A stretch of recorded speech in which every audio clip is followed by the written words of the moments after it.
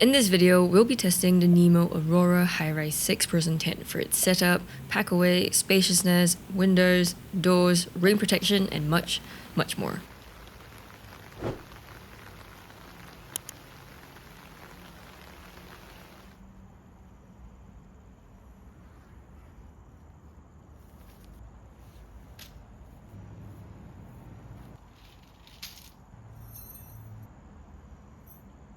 Out of the box, this is what I got: the carry bag for everything, the bag for the poles, 4 poles, the bag for the stakes, 10 stakes, a pole repair splint, 4 guy lines, the tent body, and the Rainfly. Now, this is not the setup video, which is a separate video. This is just a very quick summary of the setup in case you want to know how it works. First, grab the 2 longer poles. These are the main tent poles. Sleeve them across the tent in an X shape. Secure each end of these poles into the 4 corner grommets of the tent, and then attach the 16 pole clips. Next, pick up the 2 short ridge poles and secure them to the outside of the main poles near the top of the tent. Both ends of the ridge poles have grommets near the top too. After that, pull the Rainfly over the tent, and to secure it, there are 4 Velcro wraps on the underside of the fly, 4 buckles at the 4 corners, and 4 more grommets for the ends of the ridge poles. Finally, stake down the back and front vestibules, and then guy out the 4 guy lines. I was missing 2 stakes for 2 guy lines though, so remember to get some extra stakes, and basically that's your tent fully set up. Altogether, this entire setup took me about 13 minutes. If you want to set up the awning though, nothing was provided by NEMO, so you'd need to buy 2 upright poles, 4 extra guy lines to guy out these 2 upright poles, and 4 extra stakes to stake down the guy lines. There weren't any dedicated grommets for the awning specifically, so just use these metal rings that were meant for staking down the vestibule. Slip them onto the pole tips, then slip the guy lines on top of that. Stand each pole upright, secure it first with 1 guy line straight out from the tent, then with the second guy line 90 degrees outwards. Do the same with the other pole and adjust everything until it fits right.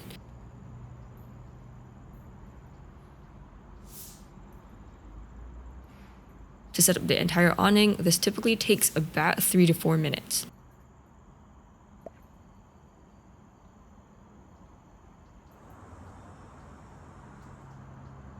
It takes me about 1 minute to take down the awning and about 11 minutes to pack away the tent itself and to get it back into the carry bag as well. As I mentioned previously, for more details, I have a separate video with loads of instructions and tips to help you set up and pack away your tent much more easily. Moving into our spaciousness tests, let's start with the peak height of the tent. At the center, we have a peak height of 77 3/4 inches. And since I'm quite short at only 5'3", this was more than enough space for me to stand upright, even with the pads inside the tent.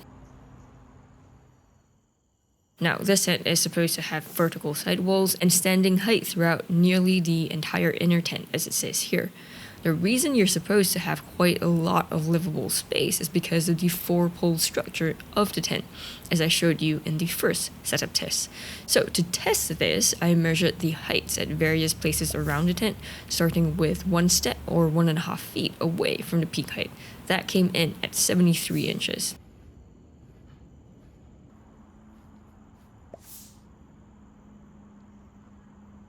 Two steps or 3 feet away from the peak, we have a height of 61.5 inches. I could still stand up here, but if you're taller than me, you wouldn't be able to. Beyond this, I couldn't stand up anymore, and the extreme left and right of the tent came in at just 46.5 inches instead. At the front and back of the tent though, near the doors, I was able to stand up perfectly fine with a height of 64.5 inches, but again, if you're taller than me, you wouldn't be able to stand up here as well. Overall, because I'm pretty short, I was able to walk around the tent quite a bit, but if you're taller, you definitely wouldn't be able to. Now, from the outside of the tent, I'll list out all the heights that I just measured, and you can roughly see how much standing room you get.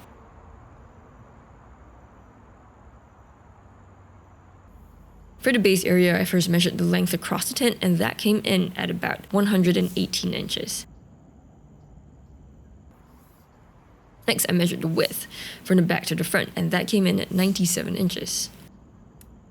Overall, that's a total base area of 79.5 square feet, which is about 4 square feet smaller than marketed.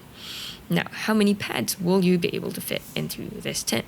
To test this, I inflated a few pads, and here's what it looks like, plus the sizing of each pad or double pad.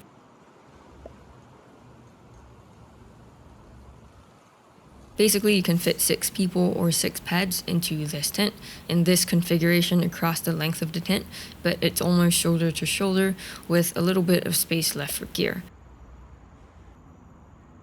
I noticed a couple of inches of room between each pad, but when I pushed them all to the side, I only got about 8 inches left, so not a lot.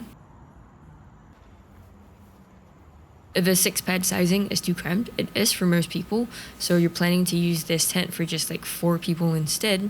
Here's roughly what it looks like with 2 queens, and take note that they do pretty much fill up a lot of space inside the tent.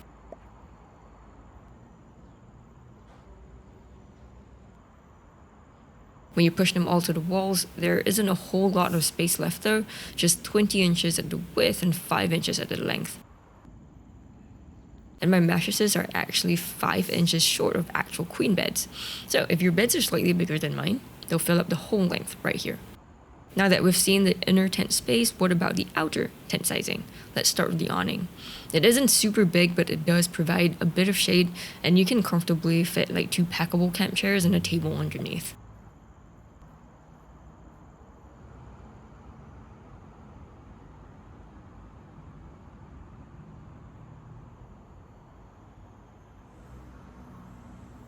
If we break down the awning, we get a vestibule when it's zipped up, and there are 2 of these, one here and the other at the back.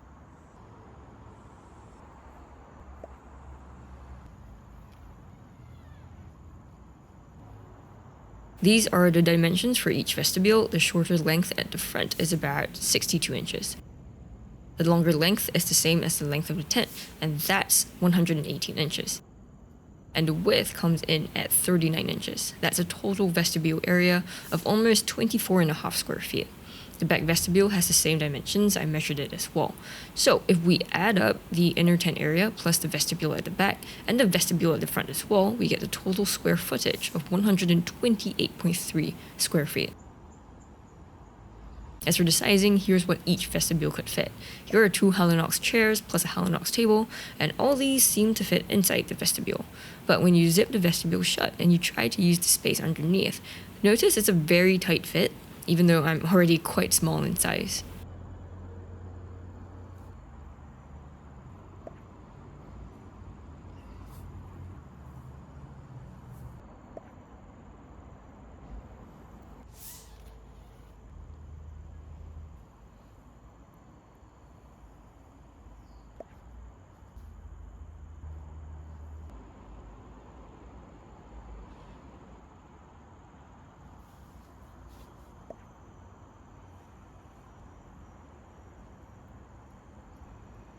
To set up each vestibule, you need 2 stakes each, so 4 altogether.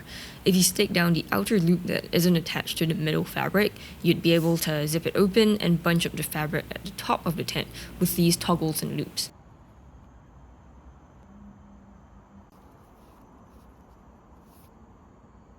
One thing this tent has that most others don't is the tensioner in the toggle. It gives you flexibility not to bunch up the fabric as neatly if you're in a hurry, and you can secure it nice and tight too. If you stick down the inner loops instead, you can open both sides of the front vestibule and tie them back using the same tensioner toggles and also what NEMO calls gatekeeper clips. These are like half loops instead of whole loops like those at the top. Whole loops is what you'd find in a typical tent. To be honest, I wasn't a fan of the gatekeepers though. I didn't find them as secure as the whole loops that other tents have, but it is slightly faster to toggle everything away and also to undo the toggle.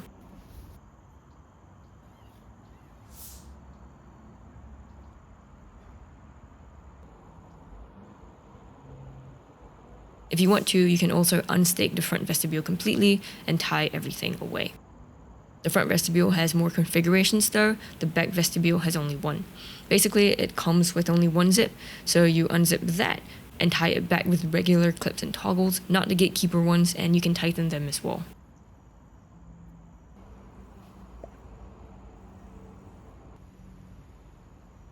As for the vestibule zippers, the back vestibule has one zipper track with two zippers. You can see the words 8A here. It means that these are number 8 zippers, which are decently heavy duty. These are not branded, but they are snag free.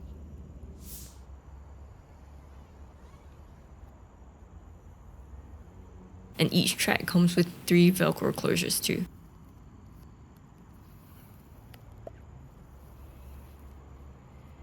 The front vestibule has 2 zipper tracks, each with 2 zippers as well. Awning flaps like these at the front will usually snag, so mine did when I used like a one-handed zip, so I recommend a two-handed zip instead.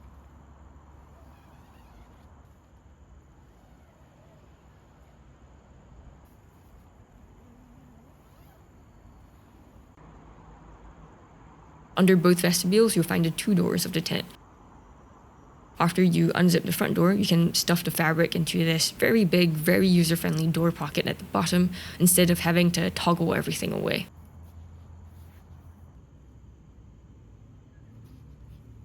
And when you do so, you get a super wide mouth front door. It measures a whopping 7 feet or 84 inches in length, which is long enough for like 4 of myself. It measures 54 inches in width, and it stands at about 61 3/4 inch from the ground to the top of the door. It's still a bit shorter than me though, so I had to duck a bit when getting in and out of the tent. The front door zippers were surprisingly snag-free, even when zipping it up, despite being so big. These are the same number 8 zippers we saw before. I like that this door came with 2 different sets of zippers, so one interesting thing you could do is to open each side halfway for a smaller door in case you don't need your front door to be so big.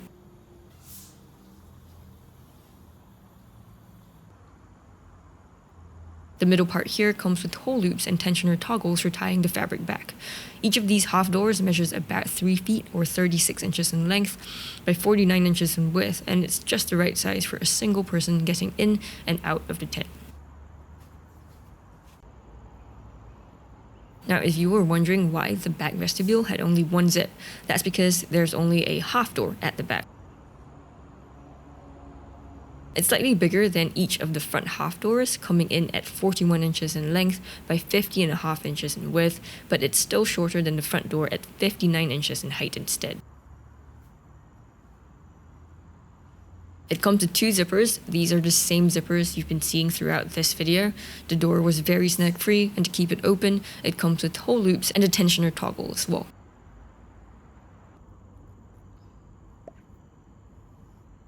Another feature the NEMO tent has are windows, and they're located on the 2 widths of the tent.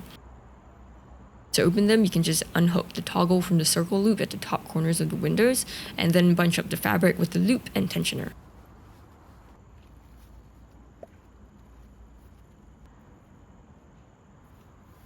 When open, they're pretty big, each of them measuring 46.5 inches in length by 16 inches in width.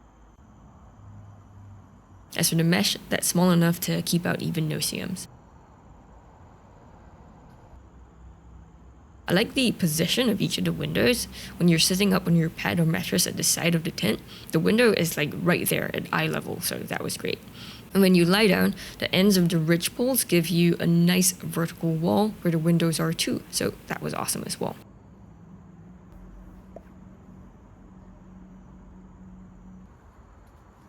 These windows cannot be zipped shut, but the top has a cinch sewn into the window so that it's more or less like held tight against the mesh outside.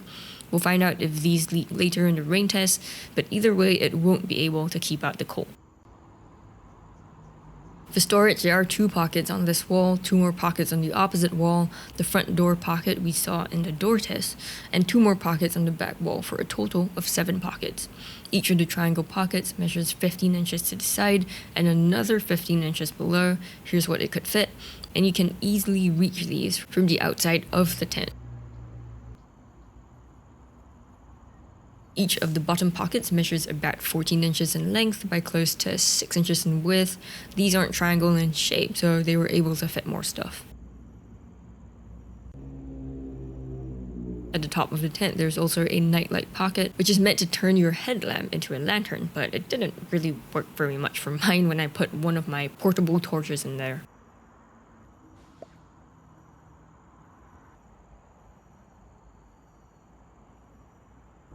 As for loops, there are 5 of them at the top center of the tent, 2 more on this width and 2 more on this other width, for a total of 9 loops. Most of the loops are closed felt loops, but the one at the peak height has an open loop, so this was much more user-friendly and could hold up gear that didn't have open loops.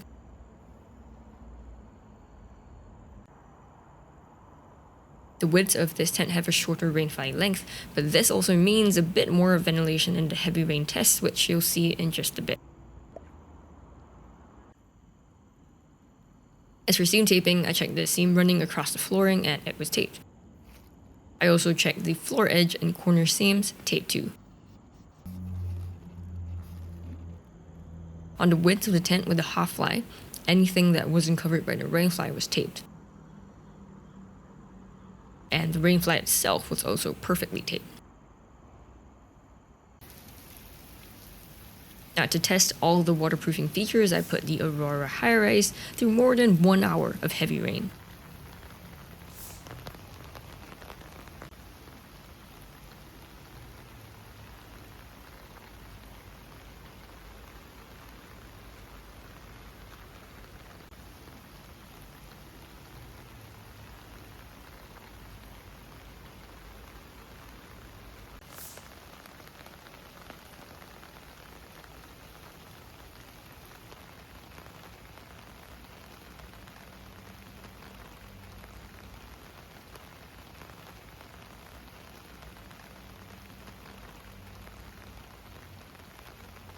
After the heavy rain stopped, I checked in on the tent, and here are the results. First, I checked the corner seams and found that it did not leak at all. I also checked the floor edge seams, no leaks too. The flooring was nice and thick, so completely dry from the inside as well.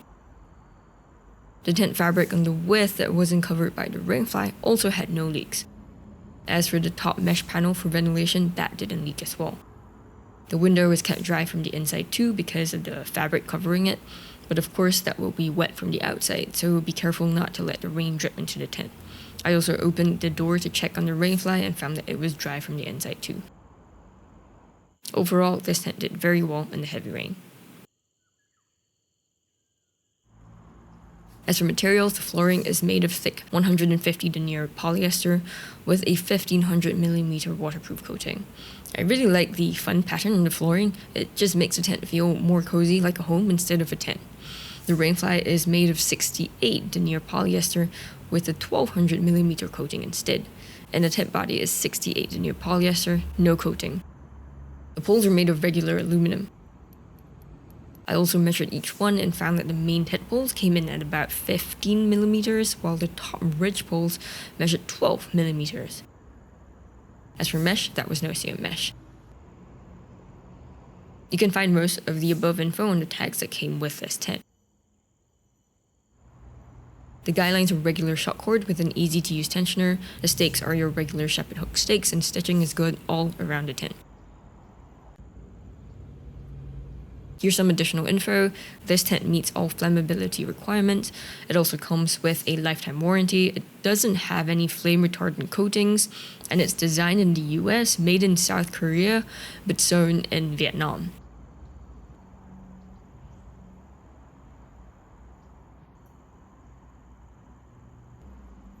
Now, if you remove the rainfly on hot days, here's what the inner tent looks like.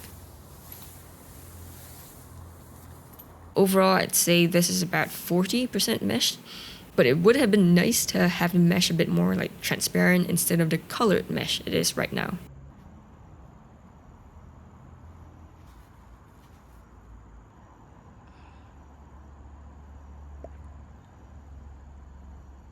For portability, this Aurora Highrise 6 has a pack size of 27¼ inch in length by 13½ inches in width and 8½ inches in height.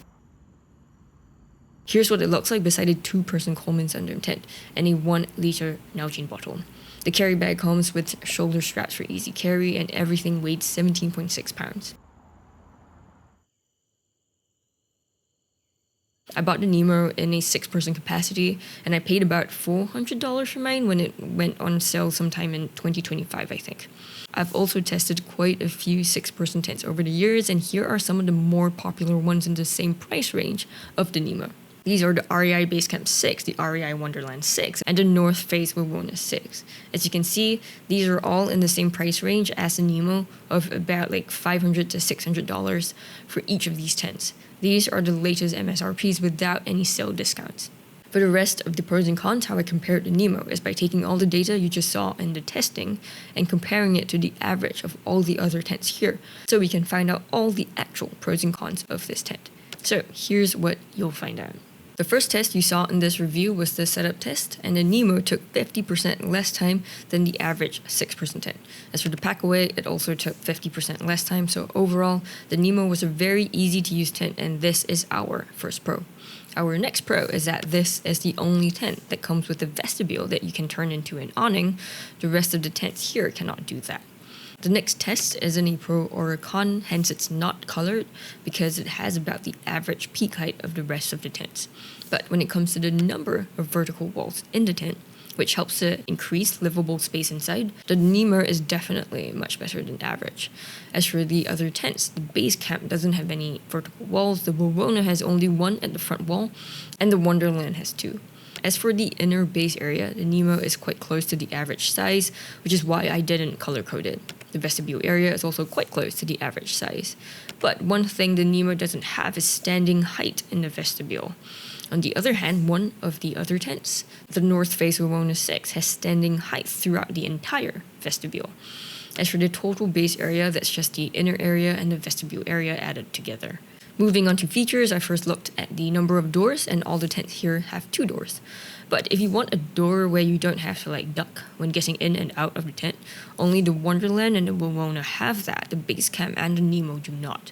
As for the number of vents, all the tents here have between 2 to 4 vents. The NEMO's half-life vents are slightly bigger than average. However, when it comes to the number of storage options, the NEMO has less pockets and less loops than average. So when it comes to how feature-rich each tent is, the NEMO is definitely a bit lacking here. Next, I looked at quality and materials, starting with the zippers. REI has YKK zippers for the doors and not the windows, and the North Face has SBS zippers throughout the entire tent, while NEMOs are all unbranded. The flooring of all the tents here are pretty thick, 150 denier polyester. As for the tent body and the Rainfly, that tends to be 75 denier polyester, so NEMO is slightly less thick at 68D.